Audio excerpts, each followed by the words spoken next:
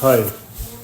So lots of things are going on the Ukraine front, but we are getting less of news because what news we get is through the Western media. And just some couple of days back, the Ukrainians actually killed a lieutenant general who is very close, known to be very close to Vladimir Putin himself, and this was definitely an intelligence agency based operation.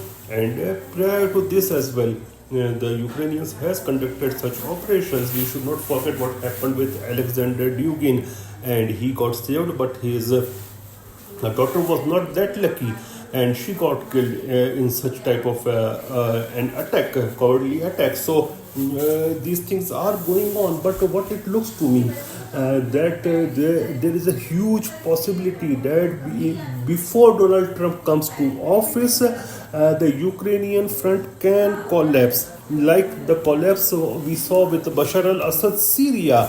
And these things happen many a times when the things go too much wrong, when there is a rampant corruption, when the morals of the forces are very much down, and the opposite side is really strong and well supplied and well morally boosted troops. So these things happen, and there is a huge possibility that even Russia can do something big before Trump is in office. And don't forget one thing, even with Trump or without Trump, Russia is not going to give up the progresses it has made, the land it has occupied, because they have also sacrificed a lot of their blood for that. So with Trump and without Trump, they are going to do what they want to do, because they know Trump is not forever. He is just for maximum 4 year period, and the U.S. policies are being governed by the deep state, irrespective of who is in the Oval Office on the hot chair. So Vladimir Putin knows all these things.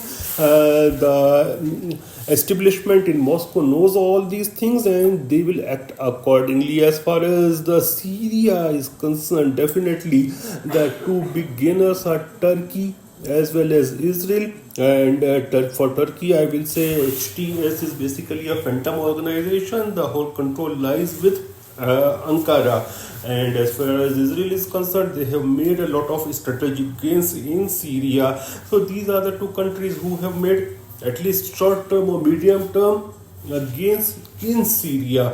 But who are the big losers? The biggest loser is definitely Iran, and Iran has lost a lot of influence because the access it built in that whole jigsaw. A very important piece for Syrian real estate, and they have lost it right now. And the second biggest, you can say, the loser will be United States of America, because and now there is something called as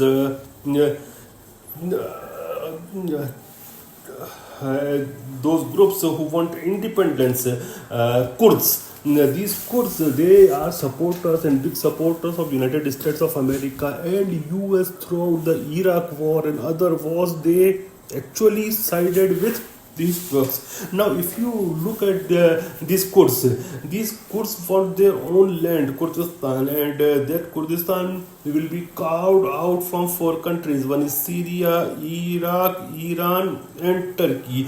So it is not easy, because it needs a lot of international determination to carve out such a country. But the biggest rivalry of Kurds right now is with Turkey, and Turkey calls them terrorists, and many of the terror attacks in Turkey, which have claimed hundreds of lives, have been committed by these Kurds.